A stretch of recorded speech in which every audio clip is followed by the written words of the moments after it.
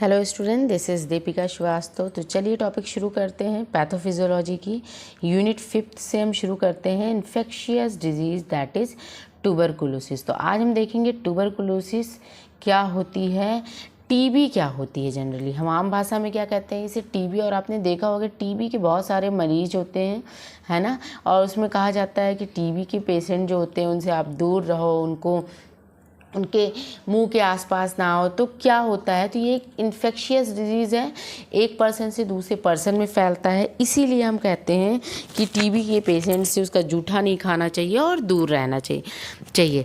चलिए देखते हैं, नोट से ही शुरू करते हैं ताकि आपका टाइम ज़्यादा वेस्ट ना हो। टीबी क्या होता है? Tuberculosis is an infectious disease that may mostly affect the lungs and is caused by the bacteria Mycobacterium tuberculosis। क्या होता है? ट्यूबरकुलोसिस एक इन्फेक्शियस डिजीज़ है जो मोस्टली अफेक्ट करता है लंग्स को, और ये कॉज्ड होता है, इसके जो बैक्टीरिया का नाम होता है दैट इज़ माइकोबैक्टीरियम ट्यूबरकुलोसिस होता है। But TB bacteria can attack any part of the body such as the kidney, spine and brain। ये मोस्टली अफेक्ट करता है किस पार्ट को, किस बॉडी पार्ट को? तो लंग्स को अफेक्ट करता है। लेकिन ये जो बैक्टीरिया होता है टीबी का, ये किसी भी बॉडी पार्ट को अफेक्ट कर सकता है, जैसे किडनी हो गया, स्पाइन हो गया, और ब्रेन को भी ये अफेक्ट कर सकता है। कॉजेज़ क्या होती हैं इसके? तो tuberculosis is caused by bacteria that spread through the air like a cold और द फ्लू। ट्यूबरकुलोसिस जो होता है ये फैलता है कैसे? उस बैक्टीरिया से, माइकोबैक्टीरियम ट्यूबरकुलोसिस से, बैक्टीरिया का नाम है, जो हमारी एयर में होता है। जैसे हमें जब भी कफ कोल्ड हो जाता है तो ये हमारी बॉडी के अंदर एयर के थ्रू जा सकता है। You can get TB only if you come into contact with people who have it. आपको टीबी तभी होगी जब आप किसी टीबी वाले मरीज के आसपास, उसके क्लोजली कांटेक्ट में आते हैं। वो छींकता है तो वो छींक रहा है तो क्या हुआ, आप उसके क्लोजली कांटेक्ट में आए और आपने सांस लिया तो उसकी जो छींटे हैं, ठीक है, वो क्या हुआ, आपके सांस के थ्रू अंदर चल गया। वो खांसता है, अगर आप उसके बहुत ज़्यादा आसपास हैं, सांस के आसपास है, सांस ले रहा है वो, और आपने सांस लिया, उसकी कुछ पार्टिकल्स जो है बैक्टीरिया के, वो आपके लंग्स में चले गए। तो अगर आप टीबी के पर्सन के बहुत क्लोजली कांटेक्ट में रहेंगे तभी ये टीबी फैलता है, ठीक है। जनरली उन मरीजों में कहाँ से आता है टीबी भाई, अचानक कहाँ से किसी मरीज में आता है? तो ये हमारे एयर में रहता है, और ये जो बैक्टीरिया रहता है हमारे एयर में बहुत देर तक सर्वाइव नहीं कर पाता है। लेकिन जब कफ कोल्ड होता है तो हमारा इम्यूनिटी क्या हो जाता है, वीक हो जाता है। तो इट कुड बी पॉसिबल कि ये इन्वायरमेंट से हमारे लंग्स में पहुंच जाए। ओके, उसके बाद वो इंसान क्या हो गया, टीबी उसको हो गया, और उसके कांटेक्ट में अगर कोई आता है तो क्या होगा, उसे टीबी की बीमारी हो जाएगी। सिम्टम्स क्या होते हैं इसके? तो cough that lost more than 3 week. जो कफिंग होती है ये 3 वीक से ज़्यादा होती है। चेस्ट में पेन होता है, नाइट स्वेट होता है, रात में पसीने बहुत आने लगते हैं, फीवर होता है, और वेट लॉस होता है। ये सारे सिम्टम्स हैं हमारे ट्यूबरकुलोसिस के। टाइप्स देख लेते हैं, कितने टाइप्स के होते हैं हमारे ट्यूबरकुलोसिस। मेनली 2 तरह के ट्यूबरकुलोसिस होते हैं। एक होता है एक्टिव ट्यूबरकुलोसिस होता है, एक इन लेटेंट ट्यूबरकुलोसिस होता है। इन एक्टिव ट्यूबरकुलोसिस क्या होती है? When the TB bacteria multiply in your body causing you to develop the symptoms of tuberculosis. If your lungs get infected with active TB, you can easily spread the disease to other। inactive नहीं है, फिर space है, फिर active, मतलब active condition की tuberculosis क्या होती है, जहाँ पे टीबी का बैक्टीरिया जो है माइकोबैक्टीरियम ट्यूबरकुलोसिस, वो आपकी बॉडी में क्या होती है, मल्टीप्लाई होती रहती है, और वो क्या करती है, ट्यूबरकुलोसिस के सिम्टम्स कॉज करती है, आपके लंग्स को पूरी तरीके से इन्फेक्ट कर देती है एक्टिव टीबी। और इससे क्या होगा, एक इंसान से दूसरे इंसान में ये डिजीज़ स्प्रेड हो सकती है। दूसरा होता है in latent in latent tuberculosis. In latent tuberculosis क्या होता है? This is a condition when you have a TB infection but the bacteria remains inactive in your body and causes no symptoms. ये वो कंडीशन है जब आपकी TB infection जब आपके अंदर टीबी का बैक्टीरिया है, टीबी का इन्फेक्शन है आपके अंदर, लेकिन जो बैक्टीरिया है वो इनएक्टिव फॉर्म में है, वो एक्टिव फॉर्म में है नहीं, वो कोई सिम्टम्स कॉज नहीं कर रही है। लेकिन एक पॉइंट ऐसा आएगा लाइफ में जब भी आपकी इम्यूनिटी वीक होगी, आपको कफ कोल्ड हुआ या कोई भी डिजीज़ हुआ, आपकी इम्यूनिटी वीक हुई, तो यही बैक्टीरिया क्या हो जाएगा, रीएक्टिवेट हो जाएगा और इन्फेक्शन कॉज करने लगेगा। इसीलिए कहते हैं टीबी के मरीज़ से कुछ दिन तक उसके क्लोज कांटेक्ट में नहीं आना चाहिए। क्यों? क्योंकि उसके लंग्स में क्या होता है, ये टीबी बैक्टीरिया जो है इनएक्टिव फॉर्म में बैठा रहता है और वो कभी भी एक्टिव हो सकता है। तो ये रहा टीबी का इंट्रोडक्शन और टीबी का हमारे ट्यूबरकुलोसिस का टाइप्स। अब हम देखते हैं पैथोजेनेसिस क्या होता है। तो ट्यूबरकुलोसिस की पैथोजेनेसिस देख लेते हैं कि कैसे होता है। हमारा लंग्स होता है, ये लंग्स बनाते हैं, ये हमारा लंग्स है, बन गया है लंग्स हमारा। ये क्या है, हमारी ट्रैकिया है, ये हमारी क्या है, ट्रैकिया है। ये हमारा क्या है, ब्रोंकियो है, ठीक है। और यहाँ पे हमारे क्या हैं, एल्वेलाई। यहाँ पे क्या है, एल्वेलाई। लास्ट में क्या होता है ब्रोंकियो के, एल्वेलाई। आपको लंग्स के सारे पार्ट आई होप सो याद ही होंगे, ठीक है। तो ये हमारा ट्रैकिया हो गया, ये हमारी ब्रोंकियोल्स हो गए, ठीक है। ये हमारी क्या है, एल्वेलाई है, एल्वेलाई है। और एल्वेलाई के अंदर हमारे माइक्रोफेजेस प्रेजेंट होते हैं। एल्वेलाई के अंदर हमारे माइक्रोफेजेस प्रेजेंट होते हैं। ये टीबी जो है हमारे लंग्स में घुस रहा है, इसीलिए हमने लंग्स का फिगर बना दिया। तो ये क्या हो गया, एल्वेलाई हो गए। एल्वेलाई में हमारे माइक्रोफेजेस होते हैं। हमारा ये आ गया माइकोबैक्टीरियम ट्यूबरकुलोसिस आ गया। ये क्या है, माइकोबैक्टीरियम ट्यूबरकुलोसिस बैक्टीरिया है।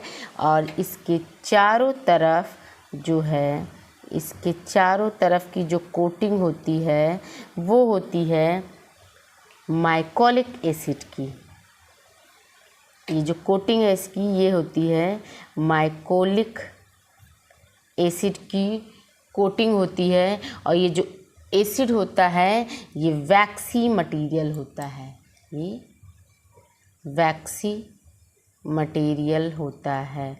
ये जो हमारा ट्यूबरकुलोसिस की बैक्टीरिया माइकोबैक्टीरियम ट्यूबरकुलोसिस है, ये दूसरे बैक्टीरिया से अलग है। और अलग क्यों है, वो इसलिए अलग है और डिफ़िकल्ट है, इससे इन्फेक्शन इतना ज़्यादा कॉज हो जाता है, इसका मतलब ये बहुत ही ज़्यादा स्ट्रॉन्ग है। तो ये स्ट्रॉन्ग क्यों है और दूसरे बैक्टीरिया से अलग क्यों है, क्योंकि जो इसके चारों तरफ की कोटिंग होती है वो माइकोलिक एसिड की होती है। और जो माइकोलिक एसिड होता है ये वैक्सी मटेरियल होता है, चिपचिपा होता है। तो ये क्या करता है, बहुत ही स्ट्रॉन्ग होता है।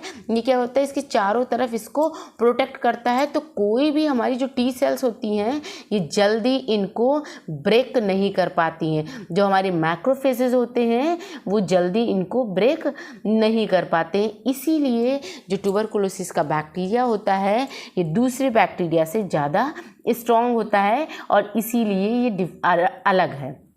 ओके तो हमारे ये ट्यूबरकुलोसिस है, ये क्या हुआ, हमारे सांस लेने के थ्रू क्या हुआ, इन्फेक्शन के थ्रू, या हम जब भी कोल्ड कफ हुआ सांस के थ्रू, नेज़ल कैविटी के थ्रू ये क्या होता है, हमारी बॉडी में इंटर करता है। और ये क्या करता है, इंटर करके हमारे पहुंच जाता है माइक्रोफेज के पास। ये यहाँ पहुंच गया। अब इसको जूम कर लेते हैं, देखते हैं क्या होता है, ठीक है।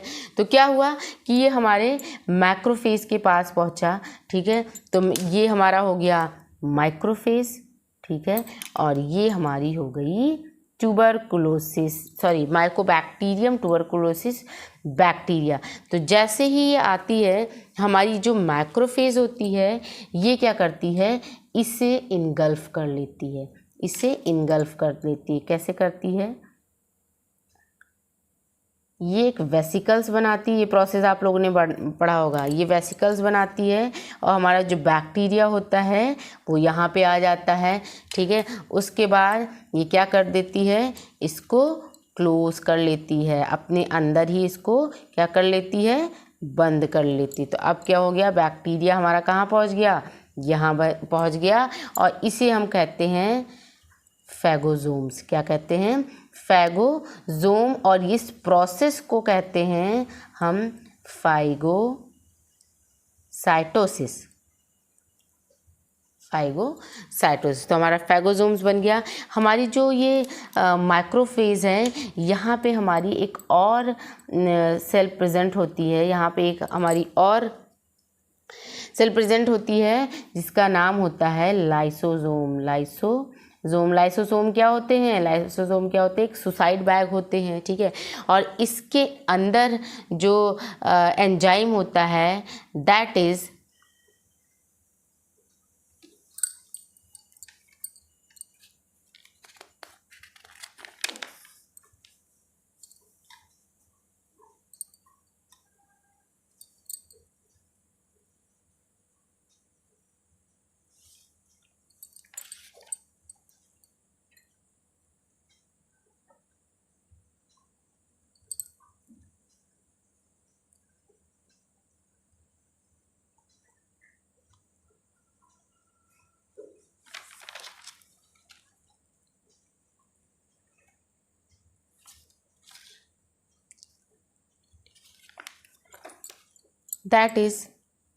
Hydrolytic enzyme. ये एंजाइम किसके अंदर होता है, हमारे लाइसोसोम्स के अंदर होता है।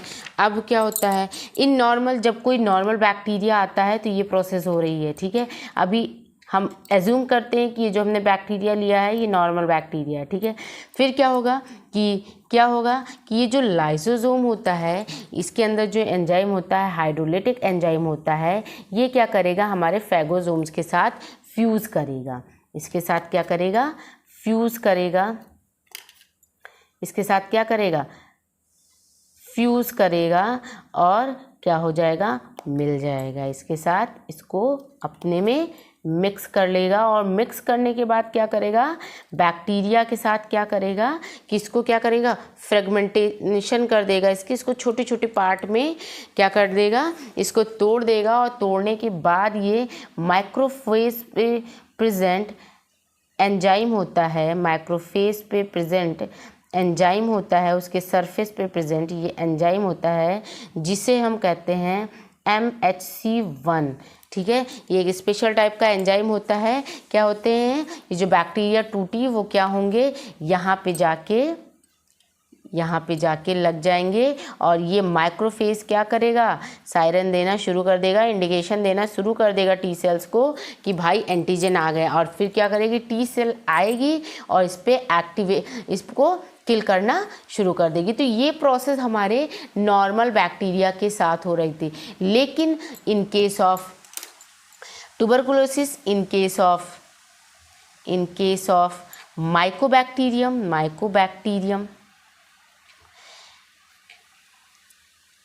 माइकोबैक्टीरियम के केस में क्या होता है, ये जो फ्यूज़न की प्रोसेस है ये नहीं हो पाती है। मतलब जो हमारा लाइसोसोम है ये क्या होगा, इसके साथ फ्यूज़ नहीं कर पाएगा, और जब फ्यूज़ नहीं कर पाएगा तो इसे जो है माइक्रोफेज के सरफेस पे इंडिकेट भी नहीं कर पाएगा। तो जब फ्यूज़न नहीं होगा तो क्या होगा कि हमारा जो ये फैगोसोम्स है, ये जो फैगोसोम्स है इसी में हमारी जो बैक्टीरिया, माइकोबैक्टीरियम ट्यूबरकुलोसिस जो बैक्टीरिया है ये क्या होंगी, मल्टीप्लाई होना शुरू हो जाएंगी। और मल्टीप्लाई हो गई उसके बाद क्या हो गया, ये जो है हमारा फैगोसोम्स ये लोड हो गया। लोड होने के बाद ये क्या होगा, ब्रेक हो जाएगा, ठीक है। तो ये क्या हो गया, ब्रेक हो गया। ब्रेक होने के बाद क्या हो गया, ये फ्यूज़ हो गया और ये माइक्रोफेज में आ गया। अब क्या हो गया, हमारा माइक्रोफेज भी क्या हो गया, भर गया, बैक्टीरिया से भर गया।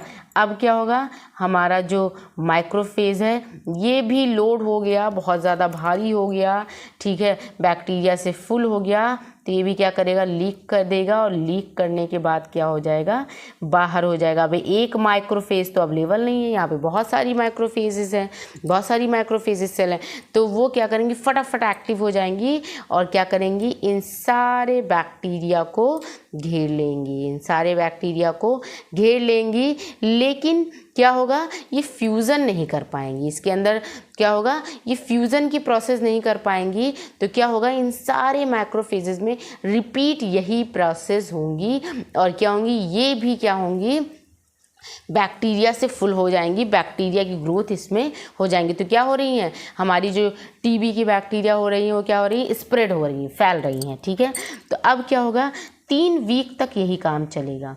ठीक है, 3 वीक के बाद क्या होता है, हमारा जो ये माइक्रोफेजेस हो जाता है ये ज़्यादा ही निडर हो जाता है। ये क्या करता है कि हमारे लिम्फ नोड जो कि यहाँ प्रेजेंट है, यहाँ पे जाके अटैक करता है। ठीक है, यहाँ पे जाके अटैक करता है, और जब यहाँ पे हमारा लिम्फ नोड यहाँ पे अटैक करता है, तब जाके हमारी टी सेल एक्टिवेट हो जाती हैं, तब हमारी टी सेल एक्टिवेट हो जाएगी। और जब टी सेल एक्टिवेट हो जाती हैं, तब क्या होगा कि हमारी जो टी सेल होती है, अब क्या हो गया, 3 वीक के बाद क्या हो गया, इसने अटैक किया कहाँ पे, लिम्फ नोड पे अटैक किया, लिम्फ नोड पे अटैक किया, तो हमारी क्या हो गई, टी सेल्स एक्टिवेट हो गई, हमारी टी सेल्स एक्टिवेट हो जाएंगी, और एक्टिवेट होके ये रिलीज़ करेंगी साइटोकाइंस को, साइटोकाइन एंजाइम को रिलीज़ करेंगी, एंजाइम को रिलीज़ करेंगी, जिसकी वजह से क्या होगा कि ये सारी मैक्रोफेजेस वर्क करना शुरू कर देंगी, और जो प्रोसेस होगी दैट इज़ फैगोसाइटोसिस, और ये फैगोसाइटोसिस की प्रोसेस करना शुरू कर देंगी। अब ये फैगोसाइटोसिस की प्रोसेस करना शुरू कर देंगी। जब फैगोसाइटोसिस का प्रोसेस होगा तो यहाँ पे 3 कंडीशंस आएंगे, यहाँ पे 3 कंडीशंस आएंगे। एक कंडीशन आएगा हमारा नेक्रोसिस, एक कंडीशन आएगा हमारी नेक्रोसिस। क्या हो जाएगी कि नेक्रोसिस हो जाएगा, सेल डेथ होगी, सेल डेथ होगी कहाँ पे, इन लंग्स में, लंग्स में होगी, और कहाँ पे बैक्टीरिया प्रेजेंट है, लिम्फ नोड पे, तो lungs and lymph node, lymph node, यहाँ पे क्या होगी, नेक्रोसिस शुरू हो जाएगी। दूसरा हमारा जो मैक्रोफेज होता है ये क्या हो जाता है, इनएक्टिव, जो हमारा माइकोबैक्टीरियम है ये क्या कर रहा है, अभी मल्टीप्लाई कर रहा है। तो अभी भी क्या हो रहा है, एक फेज आ गया जिसमें मल्टीप्लिकेशन हो रहा है, मल्टीप्लिकेशन हो रहा है ऑफ माइकोबैक्टीरिया का। ठीक है, और तीसरी कंडीशन हमारी आएगी जिसमें हमारा जो मैक्रोफेजेस होता है ये डोरमैट स्टेज में चला जाता है। डोरमैट स्टेज का मतलब क्या होता है कि जो हमारी मैक्रोफेजेस हैं ये इनएक्टिव हैं, अभी भी इनएक्टिव हैं। ठीक है, तो क्या होगा, इसके अंदर जो है हमारा बैक्टीरिया प्रेजेंट है और ये इनएक्टिव फॉर्म में है। ठीक है, लेकिन इसका जो बैक्टीरिया है अभी तो इनएक्टिव है। ठीक है, जब कोई भी कंडीशन ऐसी लाइफ में आएगी या इम्यूनिटी हमारी क्या होगी, वीक होगी, तो यही बैक्टीरिया क्या होगा, फटाफट रीएक्टिवेट हो जाएगा और फिर क्या करेगा, इन्फेक्शन कॉज करना शुरू कर देगा। ठीक है, तो ये हमारी प्रोसेस रही, पैथोजेनेसिस रही हमारी ट्यूबरकुलोसिस की। यहाँ से हमारा जो है शुरू हो जाता है ड्रग का ड्रग का काम शुरू हो जाता है। तो हम पैथोजेनेसिस में ड्रग तो पढ़ नहीं रहे हैं, कोटोकोलॉजी में पढ़ेंगे, इसीलिए हमने सिर्फ यहाँ पे पैथोजेनेसिस डिस्कस की है। कैसे हो रहा है ट्यूबरकुलोसिस, तो हमारा जो ये एक बार फिर से रिवाइज कर लेते हैं। ठीक है, जो हमारा टीबी का बैक्टीरिया होता है ये एयर के थ्रू हमारी जो है नेज़ल कैविटी के थ्रू हमारे लंग्स में जाता है। ये बैक्टीरिया दूसरे बैक्टीरिया से अलग है, क्यों, क्योंकि इसमें माइकोलिक एसिड की कोटिंग है जो वैक्सी मटेरियल होता है, जिसकी वजह से क्या होता है, मैक्रोफेज इसको ब्रेक नहीं कर पाती है। ठीक है, तो ये हमारे लंग्स में पहुँचता है, एल्वलाई में पहुँचता है। एल्वलाई में हमारे ऑलरेडी मैक्रोफेजेस अवेलेबल रहते हैं वहाँ पे क्या होता है कि ये फैगोसाइटोसिस की प्रोसेस करती हैं और फैगोसोम्स बनाते हैं। यहाँ पे हमारे लाइसोसोम्स होते हैं जिसे हम सुसाइड बैग कहते हैं। इसमें हाइड्रोलिटिक एंजाइम होता है। हाइड्रोलिटिक एंजाइम की हेल्प से लाइसोसोम्स क्या करता है, हमारे फैगोसोम्स के साथ फ्यूज़ कर लेता है, और जब ये फ्यूज़ करता है तो इसे हम कहते हैं फैगोलाइसोसोम। इसे हम कहते हैं फैगोलाइसोसोम। तो ये फ्यूज़ करता है और फिर क्या करता है, मैक्रोफेज के सरफेस पे मौजूद स्पेशल एंजाइम जैसे दैट इज MHC1 इस पे क्या करता है, इसको इंडिकेट कराता है। लेकिन क्या होता है ट्यूबरकुलोसिस के केस में, ये जो फ्यूज़न का प्रोसेस है ये नहीं होता है, जिसकी वजह से क्या होता है कि हमारा जो बैक्टीरिया है वो हमारे फैगोसोम्स में रहता है और यहीं पे मल्टीप्लाई करता है। मल्टीप्लाई करने के बाद ये लोड हो जाता है, ब्रेक होके ये क्या करता है, पूरे मैक्रोफेज में फैल जाता है। जब मैक्रोफेज भी फुल हो जाती है तो ये भी ब्रेक हो जाती है और ये क्या करती है, लीक आउट हो जाती है। लीक आउट होने के बाद बहुत सारे मैक्रोफेजेस आते हैं और फटाफट सारी बैक्टीरिया को कवर कर लेते हैं। लेकिन ये बैक्टीरिया भी, ये जो मैक्रोफेजेस आई हैं ये भी कोई और एक्टिविटी नहीं कर पाती हैं, फ्यूज़न वाली एक्टिविटी नहीं कर पाती हैं, जिसकी वजह से क्या होता है, वापस से यही काम शुरू हो जाता है और इस तरह से हमारे लंग्स में, पूरे लंग्स में बैक्टीरिया फैल जाता है। ठीक है, 3 वीक तक ये काम चलता है। 3 वीक के बाद हमारा ये जो बैक्टीरिया है ये ज़्यादा ही निडर हो जाता है और ये पहुंच जाता है हमारी लिम्फ नोड पे। जब लिम्फ नोड पे पहुंचता है तब हमारी टी सेल्स तुरंत एक्टिवेट हो जाती हैं बिना किसी इंडिकेशन के। ये एक्टिवेट हो जाएंगी और साइटोकाइंस को, एंजाइम को रिलीज़ करेंगी, और जब साइटोकाइन एंजाइम को रिलीज़ करेंगी तब हमारी मैक्रोफेजेस जो हैं ये फैगोसाइटोसिस की प्रोसेस करना शुरू कर देंगी। फैगोसाइटोसिस की जब प्रोसेस करेंगी तो 3 कंडीशन बनेगी। एक क्या कि जो है सेल की डेथ होना शुरू हो जाएगी, कहाँ पे, लिम्फ नोड में, और हमारे लंग्स में सेल की डेथ होना शुरू हो जाएगी। ठीक है, जिस सेल में हमारे बैक्टीरिया प्रेजेंट है उस सेल को हमारी ये जो टी सेल्स हैं उसको मारना शुरू कर देंगी। दूसरा क्या है कि मल्टीप्लिकेशन ऑफ मायोकार्डियम हो जाएगा, माइकोबैक्टीरिया। दूसरी कंडीशन ये रहेगी कि अभी भी हमारा जो है माइकोबैक्टीरिया ये मल्टीप्लाई कर रहा है, जिसे हम कहते हैं फर्स्ट प्राइमरी इन्फेक्शन, जिसे हम कहते हैं प्राइमरी इन्फेक्शन कहते हैं। दूसरा हमारा क्या होता है कि हमारा जो मैक्रोफेजेस है ये डोरमेट स्टेज पे है। मैक्रोफेजेस हमारी इनएक्टिव है, ठीक है, इनएक्टिव है ये, और इसके अंदर लेकिन बैक्टीरिया प्रेजेंट है। तो जब भी हमारी इम्यूनिटी कमज़ोर होगी ये बैक्टीरिया रीएक्टिवेट हो जाएगा और इन्फेक्शन कॉज करना शुरू कर देगा, इन्फेक्शन स्प्रेड करना शुरू कर देगा। इसे हम कहते हैं सेकेंडरी इन्फेक्शन। ठीक है, तो this is all about the tuberculosis और इसकी पैथोजेनेसिस। अब इसको हम देख लेते हैं। जो मैंने लिखा, जैसे मैंने लिखा है वैसे सेम ही, जैसे मैंने समझाया है वैसे सेम ही हमने पैथोजेनेसिस में लिखा है देसी लैंग्वेज में। आप इसे समझेंगे और किसी भी शॉर्ट नोट के पीछे नहीं पड़ेंगे। ठीक है, आप, ये इजी है, किसी कॉम्प्लिकेटेड चीज़ को याद करने से अच्छा है कि आप चीज़ों को समझ लें और उसे इजी लैंग्वेज में लिखना शुरू कर दें। तो दिखाते हैं हम आपको कैसे लिखें। पैथोजेनेसिस है और आप जैसे ही पैथोजेनेसिस पढ़ेंगे आपको पूरा वो कहानी समझ में आ जाएगा। लिखा है when mycobacterium tuberculosis infection by entering into nasal cavity to lungs. ये क्या होता है, माइकोबैक्टीरियम ट्यूबरकुलोसिस इन्फेक्शन इंटर करता है, नेजल कैविटी के थ्रू हमारे लंग्स में जाता है। In lungs, macrophages present that engulf Mycobacterium tuberculosis and make phagocytomes. Lungs में ये हमारी मैक्रोफेज प्रेजेंट रहती है, वो क्या करती है, ट्यूबरकुलोसिस बैक्टीरिया को क्या करती है, इनगल्फ कर लेती है और फैगोसोम्स बनाती है। But in TB liposomes not able to fuse with phagosomes. लेकिन टीबी के केस में क्या होता है, लाइपोसोम्स हमारा फ्यूज़ नहीं कर पाता है फैगोसोम्स के साथ। So mycobacteria do multiplication into phagosomes and after load leak into macrophage. इससे क्या होता है, माइकोबैक्टीरियम क्या होता है हमारा, मल्टीप्लाई करने लगता है फैगोसोम्स में ही और अपनी जनसंख्या बढ़ा लेता है, और लीक जब बहुत ज़्यादा भारी हो जाता है, लोडेड हो जाता है, तो ये लीक आउट हो जाता है मैक्रोफेज में। Now Macrophage also load and leak out the mycobacterium. Macrophage भी लोड हो जाता है और माइकोबैक्टीरियम को लीक आउट कर देता है. Many macrophages come and engulf the bacteria, but some process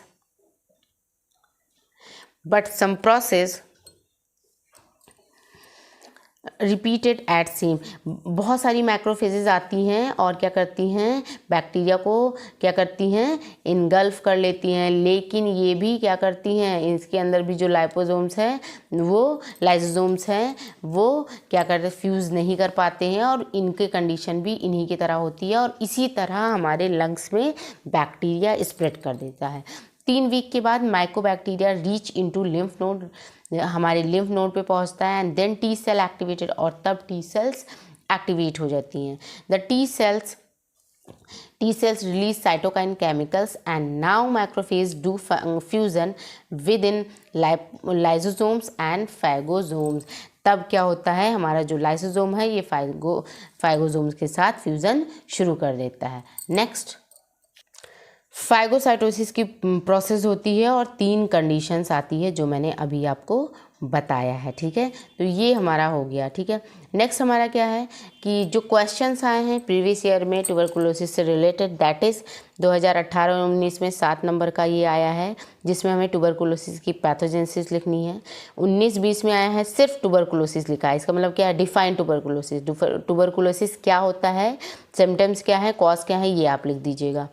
next हमारा आया 2021-22 में 7 नंबर का आया है classified types of tuberculosis, explain it's pathogenesis. क्या है कि इसके टाइप्स बताइए और इसकी पैथोजेनेसिस को एक्सप्लेन करिए. तो ये हमारे क्वेश्चंस रहे जो प्रीवियस ईयर में आ गए हैं. आप एक बार चेकआउट करना चाहें तो चेकआउट करिएगा. ये जो मैंने समझाया है, आप चाहें अगर आप ये चीज़ बनाना चाहते हैं एग्ज़ाम में तो बना सकते हैं. ठीक है, आपने लंग्स बनाया और ये प्रोसेस फिगर के थ्रू दिखा दिया तो आप इसका स्क्रीनशॉट ले सकते हैं. ठीक है, मैंने नोट्स में नहीं बनाया है बट आप इसको बना सकते हैं. अगर ये 10 नंबर में आ जाता है और आप बनाना चाहते हैं तो ये फिगर के थ्रू दिखा सकते हैं. आई होप को समझ में आ गया होगा. चलिए, thank you so much. Next topic के साथ मिलते हैं नेक्स्ट डे.